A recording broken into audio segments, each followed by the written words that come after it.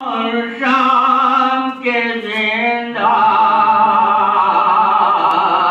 سے پوچھیے زندہ کی شام شام کے زندہ سے پوچھیے گھر کی طرح لوٹا ہے بیاں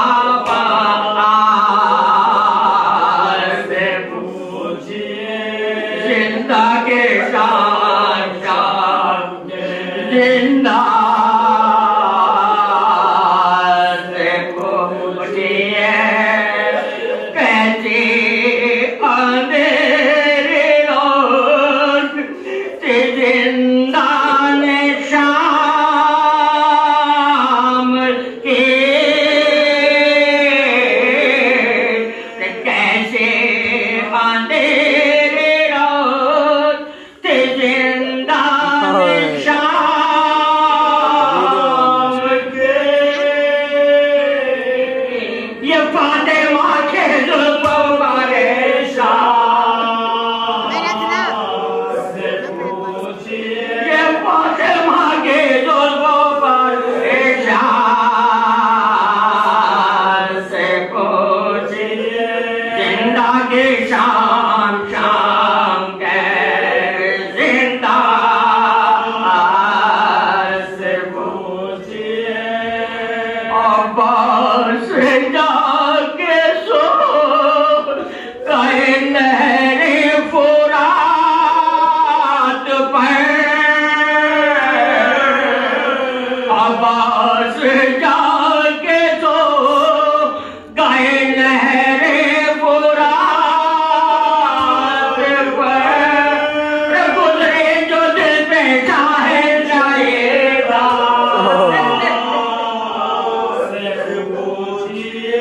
گزرے جو دل پہ چاہے جائے گا کس کا جوان لال یہ سوتا ہے خاک پر کس کا جوان لال یہ سوتا ہے خاک پر مادر کے دل سے باپ کے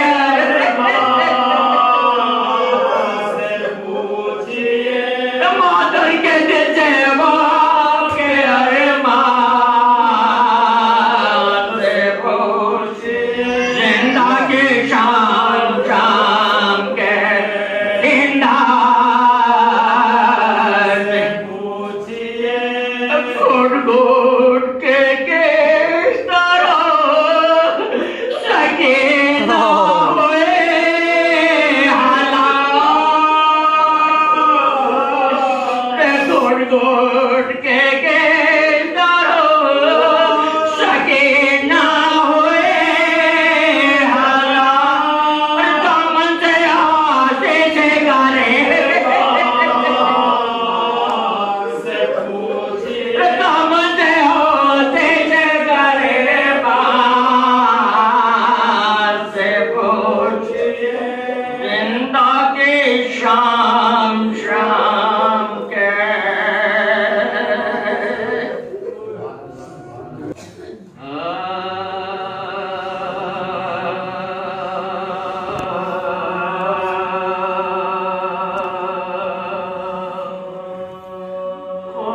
قرآن کے اوپر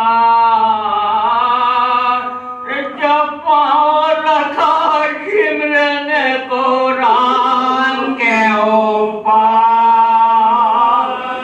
اس سر پر ہے نابیبی ہوئی دیوے سے پاؤں میں موجلا سر پاک پہ جاتا پڑھنے لگے بلندی پہ فریاد یہ جاگا کرنے لگے بلندی پہ فریاد یہ جاگا دل غم سے تباہ ہے میرا تارے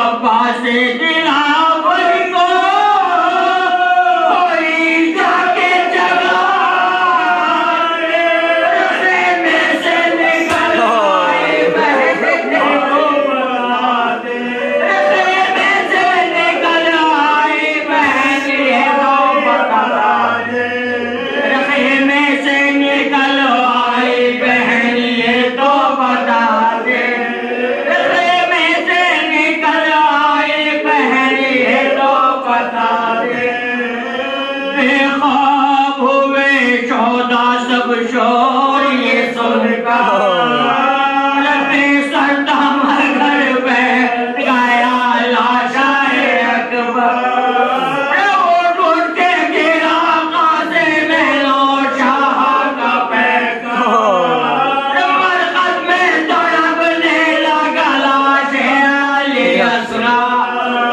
مرقد میں تڑپنے لگا لاش علی اسرار فریاد نے زینب کے قیامت سے ببار کے جسم سے تڑپنے لگے لاش شہداء کے جسم سے تڑپنے لگے لاش شہداء کے جسم سے تڑپنے لگے لاش شہداء کے اے کون تیرا ہوتی ہے تو کسے مخاطب روح نہیں کچھ تمہیں ٹھہراتے ہیں قاتل ایسا نہ ہو میں شرح و بقا ہے میرے طالب نہ ہو تو آجا میری آواز کے جانے نہ ہو تو آجا میری آواز کے جانے آنا میرا امکان سے باہر ہے کرو کیا سینے پہ لئے حلق خنجر ہے کرو کیا سینے پہ لئے حلق خنجر ہے کرو کیا سینے پہ لئے حلق پہ خنجر ہے آخر کا نام دے ہم تمہارا کوئی کی صدا سن کے روانہ ہوئے ہم سے لاشے کے قریب جا کے سنے شمر کی تکبیر خاموش ہو اے ناظم دلگیر چہرے پہ لہو مل کے تڑپنے لگے ہم سے چہرے پہ لہو مل کے تڑپنے لگے ہم سے برپاتی قیامت جو بہن بھائی سے لے لاش شہیدی بہن کے ماں جائے سے لے لاش شہیدی بہن کے ماں جائے سے لے جب پاؤں لگا جبریل وما كنا لنهتدي لولا أن هدانا الله لقد جاءت رسل ربنا بالحق والصلاة والسلام على أشرف الأنبياء والمرسلين إمام المتقين وخاتم النبيين ورحمة للعالمين العبد المؤيد والرسول المسدد والسيد المميد والنبي المعزب والشفيع المقرب والحبيب المنتزه والأمين المنتخب ومولانا ومولى الثقلين وجد الحسن والحسين أبي القاسم محمد اللهم صل على محمد وأهل بيته الطيبين الطاهرين المعصومين المظلومين من يومنا هذا إلى يوم الدين. أما بعد فقد قال الله تعالى في كتابه المجيد وهو أصدق الصادقين وقوله الحق. بسم الله الرحمن الرحيم. كل نفس ذائقة الموت. صلوات اللهم صل على تمام مومن نام سے گزارش ہے کہ ایک مرتبہ سورہ الحمد 3 مرتبہ سورہ قل کی تلاوت فرما کر مرحوم سید الآبا صدر ابن سید علی حسن اور سید علی حسن ابن سید بند حسن کو حساب فرماتے ہیں. بسم اللہ الحمد للہ رب العالمین.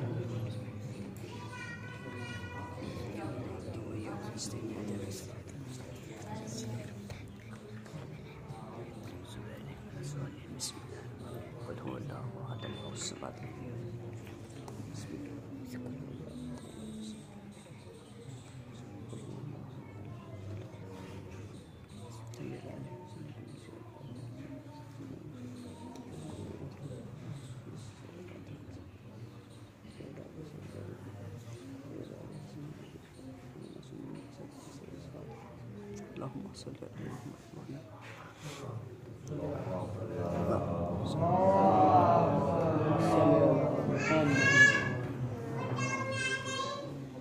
عزیزان محترم، برادر عزیز، بزرگان ملت، سب سے پہلے میں آبا صدر صاحب اور سید علی حسن صاحب کی فیملی کو اپنی طرف سے بہت بہت تعزیت پیش کرتا ہوں، اس لیے کہ یہ جب دو مومن ہمارے درمیان میں تھے، آج ہمارے درمیان میں نہیں ہے. بڑے افسوسناک وجہ زبان پر لفظش پیدا ہوتی ہے ان لفظوں کو بیان کرتے ہوئے، اور میں یہ نہیں کہہ سکتا کہ وہ مر گئے، میں یہ لفظ استعمال نہیں کر سکتا، اس لیے کہ زبان میں اتنی ہمت اور طاقت نہیں ہے ان لفظوں کو استعمال کروں، کہ جن کے درمیان میں رہا اور بیٹھا اٹھا کھایا لیا، آج ان زبان سے میں وہ چیز بیان کروں مجھ سے نہیں کہا جاتا، کیونکہ کل نفس ذائقۃ الموت، ہر نفس کو موت کا ذائقہ چکھنا ہے. ایک طے شدہ بات ہے، کوئی بھی انسان جو ہے وہ دنیا میں آیا ہے وہ رہنے کے لیے نہیں آیا بلکہ جانے کے لیے. اب یہ الگ قاعدہ قانون ہے کہ کسی کو خدا اپنی بارگاہ میں بچپن میں بلا لے، کسی کو جوانی بلا لے، کسی کو ضعیفی میں بلا لے، پر جانا وہی ہے، کیونکہ امانت اس کی ہے، امانت اس کی ہے اور لینا بھی اسے ہے. تو اس میں کوئی کچھ بھی نہیں کر سکتا، کسی کے انسان کے اندر وہ طاقت و قوت نہیں ہے کہ وہ روک سکے اس کی آئی ہوئی چیز کو، آئی ہوئی شے کو کوئی روک نہیں سکتا. جس نے جو انسان اس دنیا میں آیا ہے وہ اس دنیا سے جائے گا، ٹھیک ہے. کل نفس ذائقۃ الموت، ہر نفس کو موت کا ذائقہ چکھنا ہے. یہ فصاحت اور بلاغت کا قاعدہ اور قانون ہوتا ہے کہ جب انسان کوئی بات کرتا ہے تو بات کرنے کا ہر موقع اور محل ہونا چاہیے. بات جو ہے، جو سمجھدار عقلا کہتے ہیں، عقل مند لوگ کہتے ہیں، وہ یہ کہتے ہیں کہ جب بات کرو تو بات کرنے کا طریقہ سمجھو، آیا کہ بات کرنے کا وقت ہے یا نہیں ہے. اگر وقت ہے بات کرنے کا تو بات کرو، وقت نہیں ہے بات کرنے کا تو بات نہ کرو. یعنی ہر لفظ جو ہے موقع محل کے لحاظ سے انسان کو ادا کرنا چاہیے. یہ تو ایک گفتگو کا مسئلہ ہوا، لیکن اگر قرآن مجید جیسی کتاب بھی اگر بنا موقع اور محل کے پڑھی جائے گی تو کوئی بھی اعتراض کر سکتا ہے کہ صاحب آپ کو تمیز نہیں ہے، عقل نہیں ہے، شعور نہیں ہے، آزان ہو رہی ہو اور قرآن کی تلاوت کر رہے ہیں. ہر آدمی ٹوک سکتا ہے نا، کہہ سکتا ہے نا کہ بھائی قرآن کی تلاوت جو ہے اذان کے وقت نہ کریں، آپ بند کر دیں آپ، تو کچھ چیزیں ایسی ہیں جو ہمیں موقع اور محل اور وقت کے لحاظ سے ہمیں چلتے ہیں، ٹھیک ہے. مثلا ہم ذکر آل محمد کر رہے ہیں، لیکن جب اذان ہوتی ہے بند کر دیتے ہیں. کیوں؟ کیونکہ وقت نہیں ہے، وہ وقت تھوڑا سا درگزر کرتے ہیں، اس کے بعد آپ موقع اور محل کے لحاظ سے لے آئیں. لیکن عزیزان محترم میں جو موت کا لفظ استعمال کیا گیا نا، یہ موت، ہر نفس کو موت آنی ہے. دیکھیے کیا جسم کو موت آتی ہے؟ میری بہت آسانی سے گفتگو ہے. کیا جسم کو موت آتی ہے یا روح کو موت آتی ہے؟ بتائیے آپ. جسم کو موت آتی ہے، روح کو موت آتی ہے؟ روح تو مرتی نہیں، روح ختم ہوتی ہے. آپ نے خواب دیکھا، آپ خواب دیکھ رہے ہیں کٹیسرے میں بیٹھ کر، توجہ رکھیے گا، اور پہنچ گئے آپ ایران، کر رہے ہیں آپ زیارت، اور آپ لے کے ہیں کٹیسرے میں. یعنی روح جو ہے اس شے کا نام ہے کہ جو انسان کے ذہن میں نہیں آ سکتی. کیا کہہ رہا ہوں؟ توجہ رکھیے گا بھائی. جو انسان کے ذہن میں آ جائے وہ روح نہیں ہو سکتی. وہ جسم تو آ سکتا ہے پر روح نہیں آ سکتی، اس لیے کہ روح انسان کے دماغ سے باہر ہے، اسے کوئی محسوس نہیں کر سکتا. جس طریقے سے ہم نور کو نہیں لے سکتے، نور کو اپنے گرفت میں نہیں لے سکتے، کسی لائٹ کو، روشنی کو نہیں لے سکتے، اسی طریقے سے روح کو اپنی گرفت میں نہیں لے سکتے. توجہ رکھیے گا. یہ روح جو ہے، روح کا مسئلہ الگ ہے. جسم کو آپ پکڑ سکتے ہیں، توجہ رکھیے گا. کسی کے سانس دیکھ سکتے ہیں، کسی کی بھاپ نکلتی ہے اس کو محسوس کر سکتے ہیں؟ نہیں محسوس کر سکتے. اس لیے کہ روح کب نکل جائے وہ کوئی پتہ نہیں. اور روح سے انسان چلتا ہے، بیٹھتا ہے، کھاتا ہے، پیتا ہے، سب طریقے سے انسان جو ہے وہ زندگی دنیا میں گزارتا ہے. اچھا یہ سوچیں آپ کہ بھائی میں اتنی زندگی گزاروں گا، کسی کے یہاں لکھا ہوا ہے اتنی زندگی گزار سکتا ہے کوئی؟ نہیں. کسی کے بارے میں کوئی نہیں کہہ سکتا کوئی انسان کتنی زندگی گزارے، کتنا وقت گزارے، کتنا لمحہ گزارے. دیکھیے انسان یہ سوچ کے چلے کہ میرا ہر قدم جہاں پر پڑتا ہے وہاں ملک الموت کا قدم بھی پڑتا ہے. یہ سوچیں جہاں ہمارا قدم پڑے گا وہاں ملک الموت کا جو قدم پڑتا ہے. ایک شخص نے، ایک بادی نشین نے ایک سوال کیا اللہ کے رسول سے کہ اللہ کے نبی یہ بتائیے قیامت کب آئے گی؟ توجہ رکھیے گا، قیامت کب آئے گی؟ اللہ کے نبی ظہر کی نماز ادا کر رہے تھے، خاموش ہو گئے کہ پہلے نماز ادا کروں گا اس کے بعد اس کے سوال کا جواب دوں گا. نماز ادا کرنے کے بعد جب فارغ ہو چکے ہیں اس کے بعد کہا کہ یہ بتائیے سوال کرنے والا آئے گا سائل، کوئی سوال کرنے والا ہے، وہ سائل کہاں ہے؟ اس کو بتا. جس نے سوال یہ کیا کہ قیامت کب آئے گی، وہ آیا. آنے کے بعد پوچھا اللہ کے نبی نے یہ بتا کہ یہ سوال تو نے کیا تھا کہ قیامت کب آئے گی؟ کہ جی اللہ کے نبی میں نے سوال کیا تھا قیامت کب آئے گی. اچھا تو نے سوال کر لیا کہ قیامت کب آئے گی، کیا تو نے آخرت کے لیے کچھ جمع کر رکھا ہے؟ توجہ رکھیے گا میرے عزیزو کہ تو نے آخرت کے لیے کچھ جمع کر رکھا ہے جو تو نے سوال کیا؟ اللہ اکبر. بس ایک مرتبہ وہ شخص کہتا ہے کہ اللہ کے نبی، ہاتھوں کو جوڑ کر کہتا ہے کہ اللہ کے نبی میں نے روزہ نماز تو کیا ہے، عمل میں لیا ہے، مگر اتنا نہیں، لیکن آپ کو اور اللہ کو، اہل بیت کو دوست بنایا ہے، محب بنایا ہے. بس اللہ کے نبی نے فرمایا بس یہی تمہارے کام آنے والی چیز ہے. اس لیے یاد رکھو جب روز محشر کا روز ہوگا تو ہر انسان کو اس کے دوست کے ساتھ بلایا جائے گا، اس کے دوست کے ساتھ یاد کیا جائے گا، اس کے دوست کے ساتھ مشہور کیا جائے گا. اگر کوئی منافق کا چاہنے والا ہوگا منافق کے ساتھ جائے گا، مومن کے چاہنے والا ہوگا مومن کے ساتھ جائے گا. سلام بھیجے محمد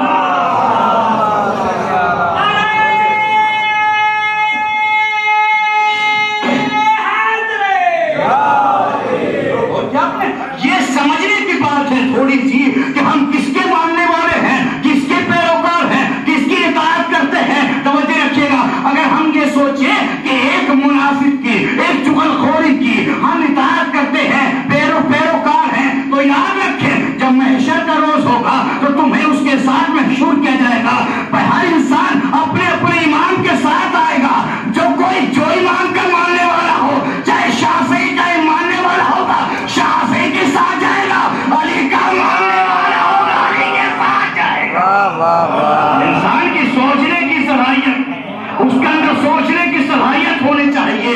یہ بات سوچے کہ اس کا کردار کیا ہے, اس کا اخلاق کیا ہے, اس کا ایمان کیا ہے, ایمان کی کتنی بلندی پہ وہ شخص پہنچا.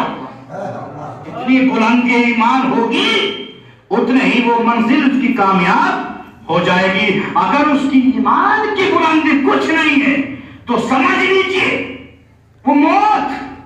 لیکن موت بھی دو طرح کی ہوتی ہے, یاد رکھیے گا.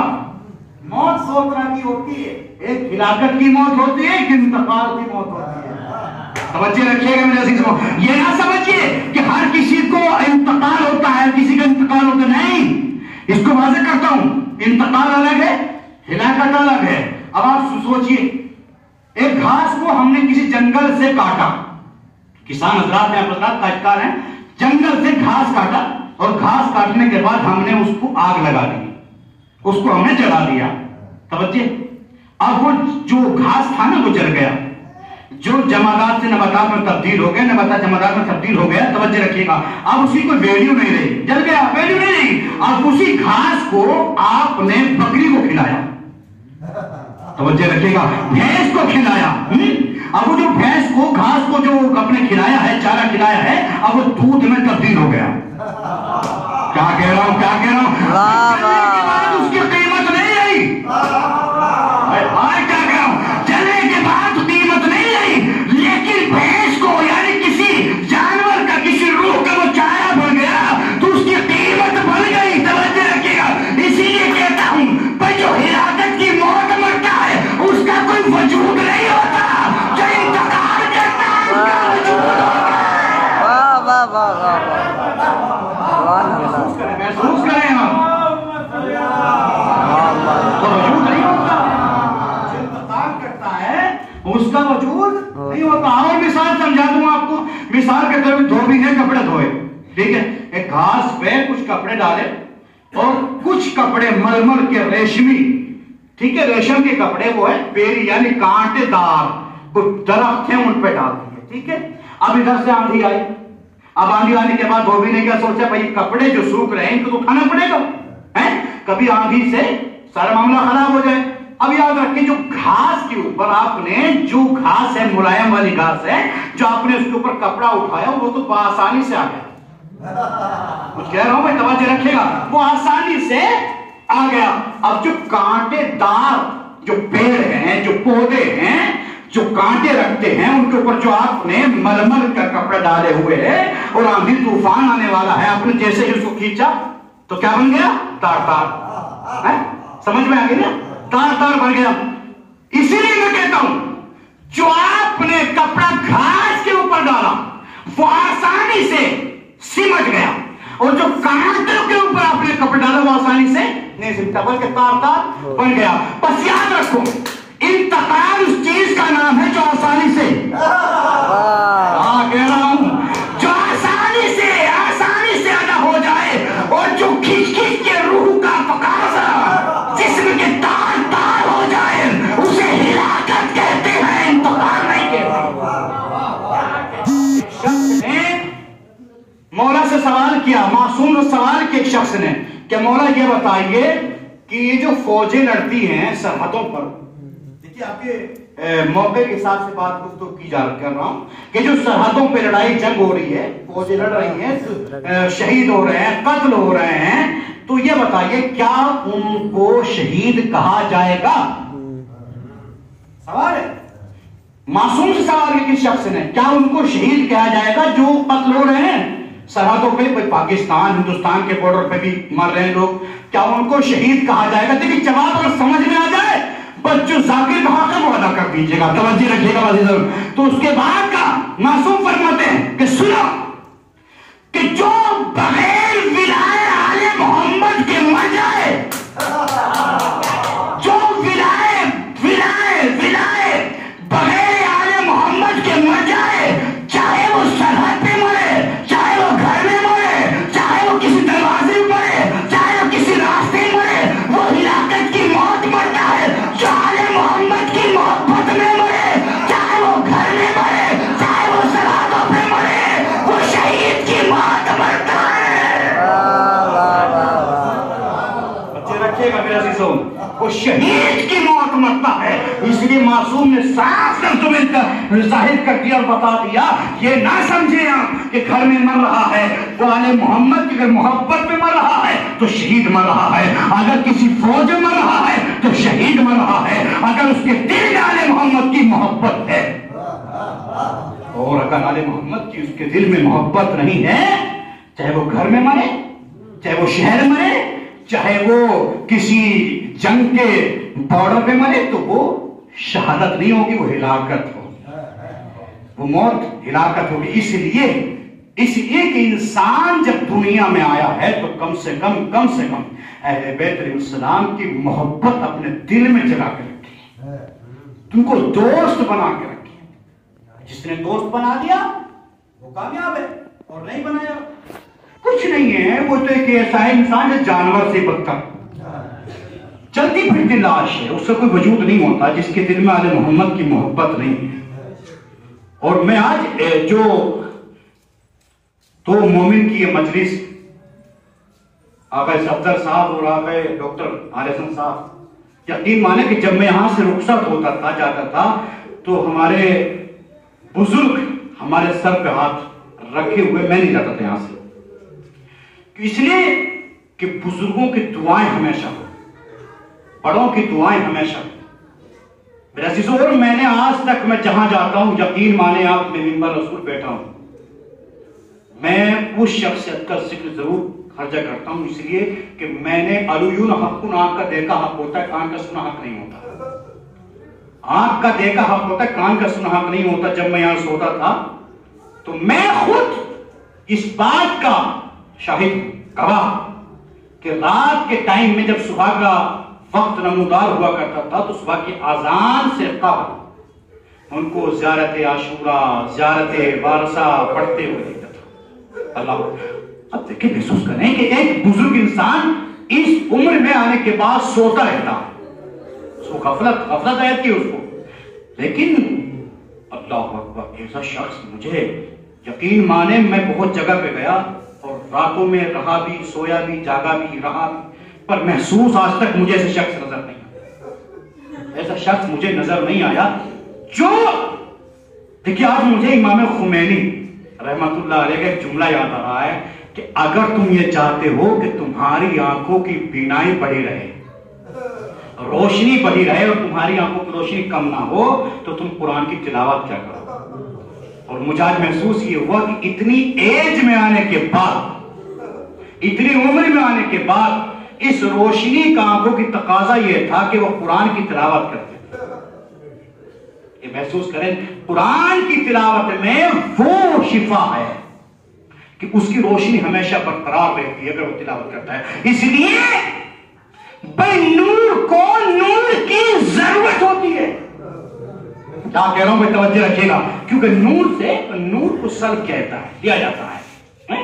اگر نور نہیں ہے، اس کے اندر ختم ہے، تو وہ دوسرا نور اس کو ایکسپٹ نہیں کرے گا، اس کو جذب نہیں کرے گا۔ تو میرے عزیزوں یاد رکھیں، قرآن کی تلاوت اور اول وقت کی نماز کبھی ترک نہ کریں، کبھی ترک نہ کریں۔ اس لیے